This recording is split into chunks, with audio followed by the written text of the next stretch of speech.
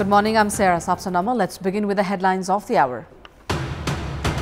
An earthquake of 6.1 magnitude hit Sindhupalchok's Bhairavkunda at 2:51 this morning, triggering landslide in Potekosi rural municipality. No casualties reported so far.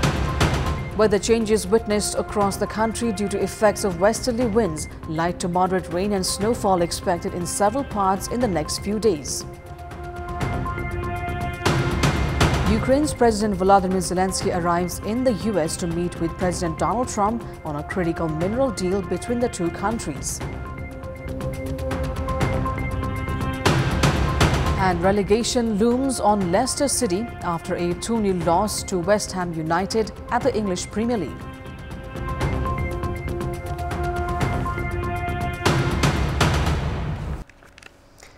A magnitude 6.1 earthquake struck north of Nepal's Kathmandu this morning. The magnitude was ascertained by National Earthquake Monitoring and Research Center. The earthquake struck around Bhairavkunda in the Sindhupalchok district, close to Himalayan mountain range that runs along the border with Tibet. The German Research Center for Geosciences placed the magnitude of the earthquake earlier at 5.6 and the depth at 10 kilometers, while the U.S. Geological Survey pegged it at magnitude 5.5. No casualties have been reported in the earthquake.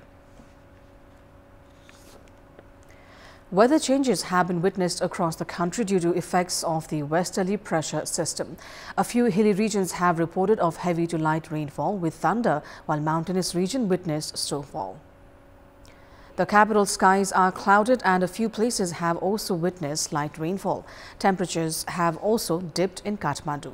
The Department of Hydrology and Meteorology has reported of heavy rain and thunders in several places in Sudur Pashchim, Karnali, Lumbini and Gandaki provinces. The department has forecasted light to moderate snowfall in high hilly and mountainous regions in Sudur Pashchim, Karnali and Gandaki provinces in the next few days. It has also urged the general public for caution. Now, the Department of Drug Administration, DDA, oversees 18,000 medicine brands but lacks quality assurance. This fiscal year, the department withdrew 18 substandard medicines. However, its regulatory efforts remain ineffective, addressing issues only after market returns, despite health risks. The Department of Drug Administration, DDA, is the department responsible for the regulation of medicines. The department oversees everything from the production to the export approval and quality monitoring of medicines. However, during the course of monitoring this fiscal year, the department has withdrawn 18 medicines after they were found to be of substandard quality. If there is a defect in the production of any medicine, such as the failure to include the necessary ingredients in the required amounts, or if there are issues with packaging or labeling, all medicines produced in that batch are withdrawn from the market. Generally, one batch consists of 50,000 to 400,000 medicines. If defects occur during storage, such as placing the medicines in excessively hot areas or on damp surfaces, the medicines may not work as intended. एउटा suppose बनाउनेले राम्रो बनाइदिएन, उले त्यसमा negligence गर्यो. अरु त्यसले transport गर्नेले असाध्यै humidity high भएको कन्डिसन अथवा असाध्यै हाई टेम्परेचरको कन्डिसन घाममा एक्सपोज भएको कन्डिसनमा ट्रान्सपोर्ट गरेर लगिदियो, त्यसले पनि बिगार्छ. स्टकिस्टले यस्तै पनि तल बाटोमा राख्दियो अथवा तल भैमा राख्दियो अथवा त्यस्तै कन्डिसनमा बाहिर राख्दियो घाममा, 1-2 दिन पर्ने बित्तिकै औषधिले त्यसको इफेक्ट त औषधिमा आउँछ. त्यस्तै औषधि पसलले पनि कयौं ठाउँमा देख्नु भयो होला, औषधि पसल हुन्छ, यताबाट घाम टन्न आइरहेको हुन्छ, त्यो औषधिमा लागिरहेको हुन्छ. त्यहाँ उसले अलिकति यसो छेक्ने पो हो कि हैन, यो सबै मिल्दाखेरि औषधिको क्वालिटी इन्ट्याक्ट रहन्छ. Medicine recalls are conducted globally, but the rate of recalls is much higher in Nepal compared to any other countries. In other nations, the recall rate due to testing issues is only about 5%, while in Nepal, the recall rate is as high as 15% because testing is often not conducted. Nepal has 18,000 registered medicine brands, but the National Medicine Laboratory's annual testing target is only 1,000 medicines. Often, only 500 to 600 medicines are actually tested. अब यसमा चाहिँ हामीले यो आर्थिक वर्षको 6 महिनासम्ममा चाहिँ 18 वटा रिकल गरेका छौं अनि लास्ट इयरको डाटा हेर्दाखेरि त 575 वटामा 27वटा फेल भएको छ, जुन ल्याब रिपोर्टबाट फेल हुन्छ त्यसलाई नै हामीले रिकल गर्ने हो। अनि हाराहारीमा हेर्दाखेरि चाहिँ यो 15% जस्तो रिकल भइरहेछ, जुन चाहिँ अलिकति डाटा हाई नै हो। यो हाम्रो औषधि व्यवस्था विभागको जनशक्ति नै एकदम कम छ, जनशक्ति कम छ। त्यसपछि हामीले र्यान्डम स्याम्पलिङ गर्ने हो। र्यान्डम स्याम्पलिङ गर्दाखेरि यो यति % आइरहेछ। अब जनशक्ति पनि बढाउने अनि स्याम्पलिङको नम्बर पनि बढाउने, लोकेसनहरू पनि बढाउँदै जाँदाखेरि यो अझ बढ्न सक्ने सम्भावना छ यसमा। However, the DDA has not been able to verify whether all the medicines being sold in the market are of acceptable quality or not. Experts claim that this is due to the government's negligence. They argue that the government lacks the necessary capacity and workforce to carry out proper testing of such sensitive products like medicines. रिकलको कुरामा चाहिँ जति औषधि व्यवस्था विभाग आफू जाँदाखेरि आएको छ अथवा कसैले थाहा पाएको सचेत नागरिकले थाहा पाएर भनिदिएको कुरामा मात्रै पछाडि कारबाही भएको छ, त्यो पनि एकदमै ढिलो भएको छ। यसमा पनि उहाँहरूको सधैँभरिको हामी बच्चा हुने बेलादेखि यसको स्थापनाकालदेखि नै अहिलेसम्म सधैँ जनशक्ति कम छ भन्ने एउटा पाटोले गर्दा टार्दै आइरहेको छ। यसमा राज्य पनि उदासीन जस्तो देखिन्छ। औषधि जस्तो एकदम संवेदनशील कुराहरूमा अब यसलाई गर्नै नसकिने भन्ने छैन। अहिले चाहिँ स्थानीय तहलाई सबै कुराहरू दिएको छ। स्थानीय तहमा चाहिँ यो कुराहरू राखेर दुई-दुईजना चाहिँ दरबन्दी बढाइदिने बित्तिकै त्यो स्थानीय तहले यी सबै कुराहरूलाई मोनिटरिङ गरेर माथि रेफरल गराएर गराउन सक्ने स्थिति चाहिँ रहन्छ हैन। यसलाई चाहिँ राज्य यहाँबाट उम्किन लागेको जस्तो देखिन्छ। अब रिकल गरेको हकमा चाहिँ यो हामीले त्यो उपभोक्तालाई त्यो सब स्ट्यान्डर्ड औषधि मुख्य उद्देश्य नै अब सब स्ट्यान्डर्ड औषधि युज गर्न नदिने हो।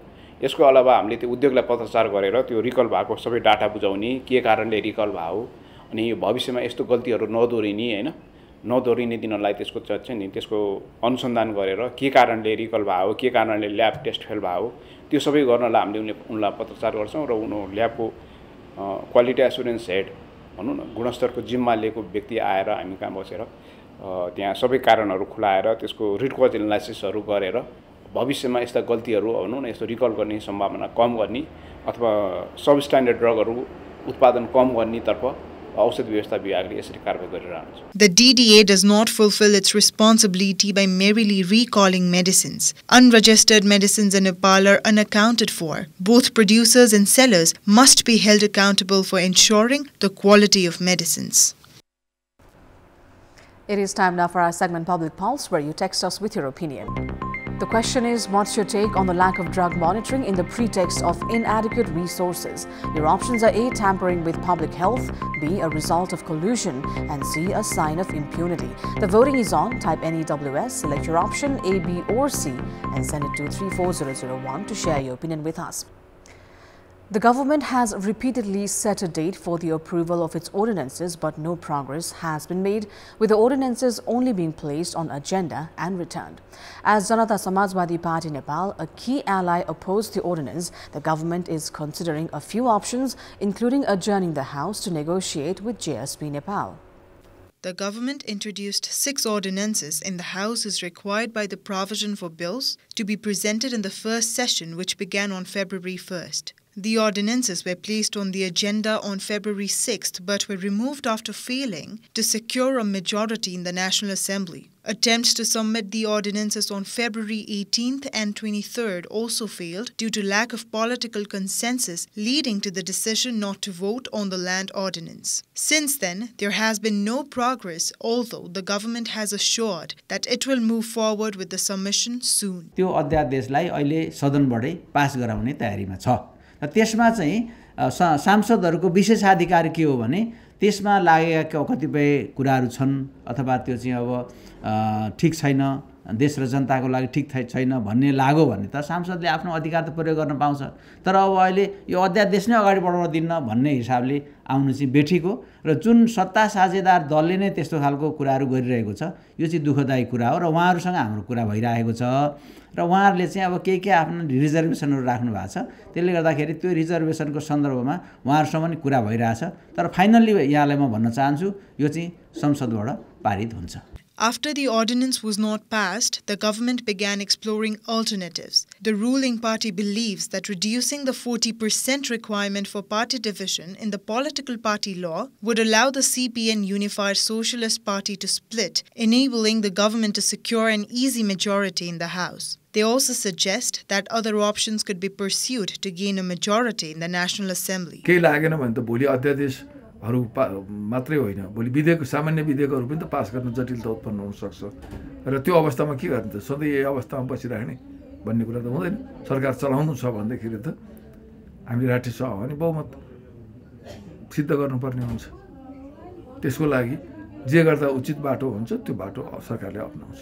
Tensions are escalating, with the ruling party facing a moral crisis as claims emerge that only parties in power shift to the opposition. Despite this, the ruling party has stated that it will present the ordinance at the meeting on 5th of March. अब आउने बैठकमा निर्णयार्थ प्रस्तुत गर्ने गरी हामी लैजान्छौँ र अब हाउसमा निर्णयार्थ प्रस्तुत गर्दै गर्दा यी सबै 6वटै अध्यादेशहरू पारित गर्ने गरी नै हामी अब प्रस्तुत गर्छौँ र त्यसपछि प्रतिस्थापन विधेयक ल्याउने कतिपय कुराहरू केही कोलिसन गभर्मेन्टमा केही राजनीतिक पार्टीका केही मतहरू हुन सक्छन् यसलाई स्वाभाविक बनाउनुपर्छ ती मतहरूलाई प्रतिस्थापन विधेयक मार्फत पनि कतिपय एड्रेस गर्छौँ कतिपय संसदमै आउने भएको कारणले गर्दा त्यहाँ संशोधन मार्फत पनि हामी यसलाई समृद्ध बनाएर लैजान सक्छौँ. The ruling party is preparing to discuss the ordinance starting Friday. Meanwhile, JSP Nepal, which has decided to vote with the opposition, will address the ordinance and other party issues in its Central Committee meeting on March 2nd. If the discussions do not reach a conclusion, there will be increased pressure to introduce and pass a replacement bill in both houses within the remaining month. Now, in our Public Voice segment, we've asked in several provinces what are the issues that should be discussed in literature festivals. Let's take a look at what they had to say.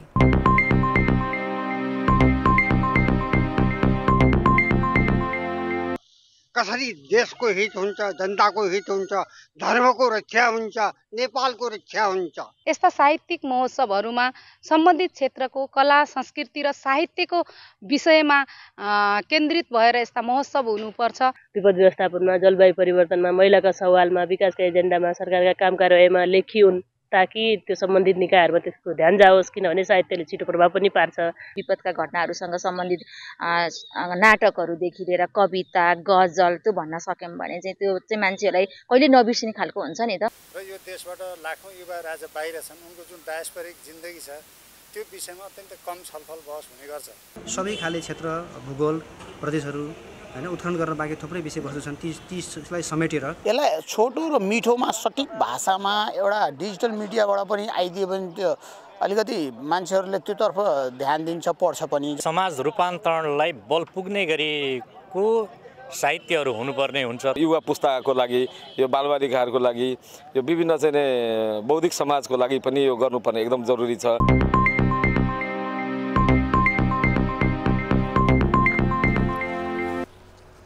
Let's move on to international update.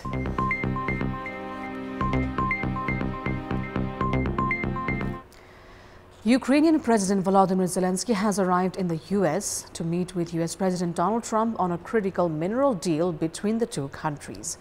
Earlier in the day, Trump had said that he would meet with Zelensky at 1100 local time today. The two leaders are expected to discuss agreements on mineral and rare earth development.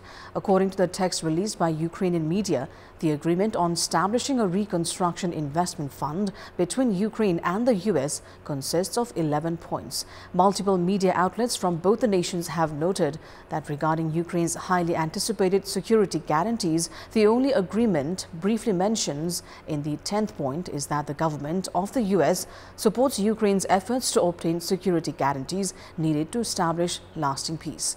According to latest update from a senior US government official, the mineral agreement that Trump plans to sign with Zelensky does not include any future US commitment to supporting Ukraine. The official also noted that the economic partnership between the US and Ukraine does not include any specific guarantees for future war funding nor any commitment to deploy US personnel in the region. The official emphasized that the mineral agreement is an important next step in ending the Ukraine crisis. Also yesterday, US Treasury Secretary Scott Bessent said that the relevant agreement has been completed and that both sides will sign it today with no further negotiations on the matter. The Ukrainian cabinet has approved an order authorizing government officials to sign a minerals partnership agreement with the U.S., the news outlet of Ukraine reported.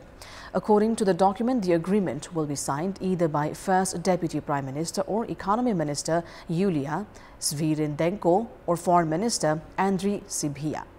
On Wednesday, the Ukraine's cabinet adopted a set of measures necessary for signing the deal, which will establish a joint investment fund co-owned and co-managed by both the governments. Now, U.S. President Donald Trump hosted Britain's Prime Minister Keir Starmer last night. During a press conference after the meeting, Trump said the U.S. and Britain are negotiating a bilateral agreement. We'll once again demonstrate the power of our country's unique friendship. This is indeed a unique friendship. It's been many years, and I think it's only gotten stronger, and we will make sure that it stays that way. We're going to have a great trade agreement. One way or the other, we're going to end up with a very good trade agreement for both countries. And we're working on that as we speak. Starmer said the two countries had begun work on a new economic deal with advanced technology at its core to strengthen already strong trading partnership. So we've decided today to go further, to begin work on a new economic deal with advanced technology at its core. Look, our two nations together shaped the great technological innovations of the last century. We have a chance now to do the same for the 21st century. I mean, artificial intelligence could cure cancer. That could be a moonshot for our age. In the context of Gaza, Trump said that his government had good talks and that he thought it was coming up with solutions to problems in the Middle East. It's a rough situation, but I think we're going to make it much better. And I think that we've had a huge impact on that since we've been in just the 4 weeks. I think we've had a huge impact on Gaza, the Middle East, and we have some pretty good talks going on concerning lots of other people that are going to make it better. So we'll see what happens. Nobody really knows, but we'll see what happens. But I think we've had a very positive impact. Trump, however, shut down Canada talks with Starmer as the latter responded to reporters. You mentioned Canada. I think you're trying to find a divide between us that doesn't exist. We're the closest of nations, and we had very good discussions today, but we didn't discuss Canada. Thank you. The two leaders agreed to begin work on a new US-UK trade deal. Before talks began, Starmer had handed a letter from King Charles inviting Trump for a historic second state visit. Now, U.S. Agency for International Development workers were allowed to briefly re-enter the headquarters in Washington to collect their personal belongings and clear out their desks, a day after President Donald Trump's administration said it was cutting more than 90% of the agency's aid contracts. The workers left the agency headquarters carrying cardboard boxes of personal items to applause and cheers from about 80 people, a mix of fellow workers and members of the public who had come to show their support. Workers were given only 15 minutes to collect their personal belongings. You know, it's a legacy that, American taxpayers should be proud of. Let's not forget that. Historically, up until now, it's in less than 1% of the budget. And, come on, talk to the average American. Do they want to see people dying because of assistance cut off? There would have been a very clear and particular way to reform the foreign assistance sector in this country, to reform USAID. And frankly, a lot of people sort of wanted to see that. This could have been done in a much more genuine and relevant way, and it really wasn't. We're cutting off millions of children from food to save ourselves pennies on the dollar. Again, less than 1% of our budget. That's not a saving. And this work is literally life and death for some people. So it's not a savings that matter. There's so many emotions. I already cried this morning when I arrived. Someone said, thanks for being here, and I just burst into tears.